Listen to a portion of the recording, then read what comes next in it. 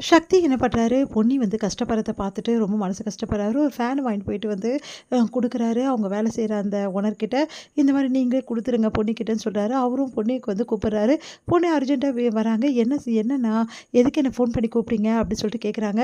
இல்லம்மா, நீ புழுக்கத்தால வேலை செய்ய முடியாம கஷ்டப்பட்டுட்டு நீ இங்கேருந்து லீவ் எடுத்துட்டு போயிட்ட இல்லையா? அதனால எனக்கு ரொம்ப கஷ்டமாயிடுச்சும்மா. பாவம் நீ தூங்காம என்ன பண்ணுவம்மா? அதனால தான் ஒரு ஃபேன் வந்து வாங்கி குடுக்குறேன் அப்படின்னு சொன்னோனே, என்னண்ணா ஃபேன்லாம் வாங்கி குடுக்குறீங்க? காலைல இருந்து காச ஏத்தி குடுத்தீங்க சம்பளத்த. எனக்கு ஒண்ணுமே புரியல அப்டின்னோனே, "இங்க பாரும்மா, நீ கஷ்டப்படுறத என்னால பார்க்க முடில.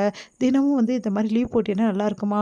வேலை எனக்கும் கெடும்ல. அதனால தான்ம்மா என்னோட சுயநலத்துக்காக தான் நான் வாங்கி குடுக்குறேன். இந்த ஃபேன வச்சுக்கம்மா.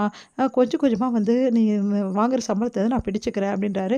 "நிஜமாவாண்ணா நீங்க பிடிச்சுப்பீங்களா?" "கண்டிப்பா பிடிச்சுக்கிறேம்மா. சும்மாவே எப்டிம்மா நான் குடுக்க முடியும்? இது புது ஃபேன்ம்மா" அப்டின்னோனே ரொம்ப சந்தோஷப்பட்டுட்டு வந்து வாங்கிட்டு போறாங்க வீட்டுக்கு. இங்க வந்து என்ன பண்றாங்க, "அப்பா இப்போவாது நம்மளால நிம்மதியா தூங்கலாம்" அப்டி சொல்லிட்டு ஃபேன போட்டுட்டு நம்ம பொன்னி தூங்க ஆரம்பிக்கிறாங்க. அப்படியே படுத்து தன்னையே மறந்து தூங்குறாங்க.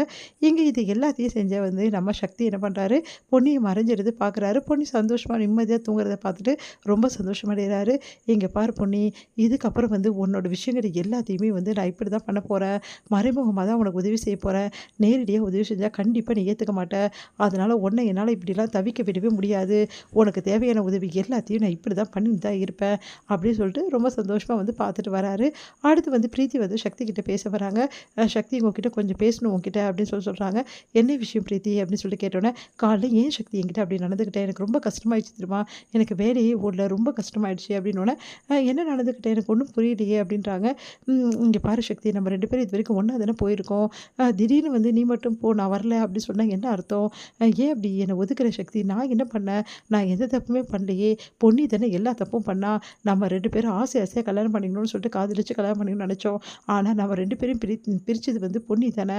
ஆனா அவ மேல கோவப்படாம, என் மேல வந்து உன்னோட கோவத்தெல்லாம் காட்டுறியே! எனக்கு ஒண்ணும் புரியல. உன் மேல நான் கோவத்த காட்டுனனா? என்ன பிரீத்தி சொல்ற? நான் எப்போ வந்து உன் மேல கோவத்த காட்டுனேன்?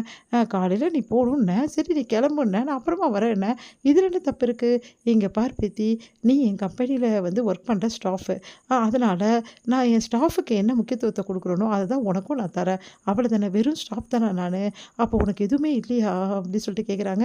வேற என்ன நமக்குள்ள இருக்கு? ஸ்டாஃப் தான். நீ என் கம்பெனில ஒர்க் பண்ற. அதுக்காக நான் வந்து உனக்கு சேலரி தரேன். அந்த சேலரிலேருந்து நீ உனக்கு ஒரு தேவையான எல்லாமே நீ பண்ணிக்கணும். அவ்வளோதான்.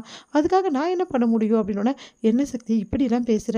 நம்ம 2 பேரும் எப்படிலாம்" "இங்க பாரு பிரீத்தி, தேவையில்லாத கதையெல்லாம் எதுக்கு? பழைய விஷயத்த பத்தி பேசக்கூடாதுன்னு ஆல்ரெடி உன்கிட்ட சொல்லியிருக்கேன். பழைய விஷயத்த பத்தி பேசாதது உனக்கும் நல்லது, எனக்கும் நல்லது. தயவு செய்து அத பத்திலாம் பேசாத. இப்போ உனக்கு என்ன பிரச்சனை? என் கூட வந்தே தீரணுமா நீ? என்ன சக்தி இப்படி சொல்ற? பின்ன என்ன சொல்றது? என் கூடலாம் இதுக்கப்புறம் வர முடியாது. நீயும் நானும் ஒண்ணாலாம் போக முடியாது.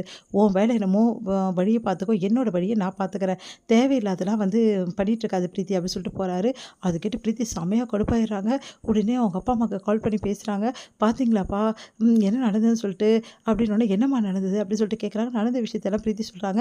"என்னம்மா, அப்ப சக்தி உன்ன விட்டு விலகி போயிட்டே இருக்காருன்னு சொல்லு" அப்படின்னோனே, "ஆமா, எனக்கு ஒண்ணுமே புரியல. சக்தி ஏன் என்கிட்ட இப்படி நடந்துக்கிறானோ தெரியல. என்ன பத்தி மனசுல ஏதோ அவன் நெனச்சிருக்கான். அதனால தான் இப்படிலாம் நடந்துட்டுருக்கான். ஒரு வேளை பொன்னி என்ன பத்தி ஏதாவது போட்டு குடுத்துருப்பாளோன்னு தெரியல. அதனால தான் இப்படிலாம் பண்றான். ஆனா அதுக்கும் வாய்ப்பு இல்லையே. ஏன்னா பொன்னி சக்தி கிட்ட பேசுறதே கிடையாது. அதையும் அவ பண்ணியிருக்க மாட்டா. சக்திக்கு என் மேல ஏதோ சந்தேகம் வந்திருக்கு. அதனால தான் இப்படிலாம் பண்றான். அந்த சந்தேகத்த கண்டிப்பா போக்கணும். கூடிய சீக்கிரம் சக்திய என்ன விரும்ப வைக்கணும். அதுக்கு என்ன பண்ணணும்னு தெரியல" அப்படின்னோனே, "இங்க பார்ரி, இப்படியே விட்றாத. எப்படியாவது சக்தி மாப்பிள்ளைய கூட சேர்த்து இருக்க பாரு. எப்படியாவது அவர் மனசுல இடம் பிடிக்குதா உன்னோட வேலை. சக்தி மாப்பிள்ளை வேலைக்கு போறான்னா, நீ அப்படியே விடக்கூடாது. அவர்கிட்ட போயிட்டு பேசி செஞ்சு எப்படியா சேர பார்க்கணும். புரியுதா?" அப்படின்னோனே, "சரிம்மா, நான் பார்த்துக்கிறேன்" அப்படின்னு சொல்லிட்டு பிரீத்தி யோசிக்கிறாங்க. இங்க வந்து என்ன பண்றாங்க, பொன்னி வந்து நிம்மதியா வந்து காலையில எழுந்துக்கிறாங்க. காலையில எழுந்து எல்லாத்தையும் எடுத்து வச்சுட்டு கிளம்புறாங்க. குளிச்சுட்டு சாமி கும்பிட்டுட்டு இருக்காங்க. அப்ப திடீர்னு வந்து அவங்க அம்மா படத்த வச்சு கும்பிட்டுட்டு இருக்காங்க. அப்ப கரெக்ட்டா வந்து என்ன ஆகுதுன்னா, அவங்க மனசுல வந்து ஒரு விஷயம் தோணுது. எப்படியாவது வந்து இந்த விஷயத்த கண்டுபிடிக்கணும். அந்த ஃபோட்டோஸ் வந்து அவங்களோட ஃபோட்டோஸ் வந்து எடுத்துட்டு போயிட்டு குடுக்கணும்.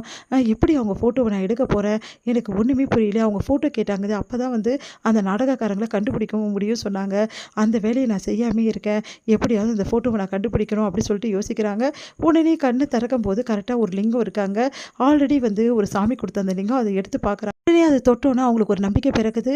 எனக்கு இத பார்த்தோனே ஒரு நம்பிக்கை வருது. கண்டிப்பா அவங்க ஃபோட்டோவ என்னால கண்டுபிடிக்க முடியும் அப்படி சொல்லிட்டு யோசிக்கிறாங்க.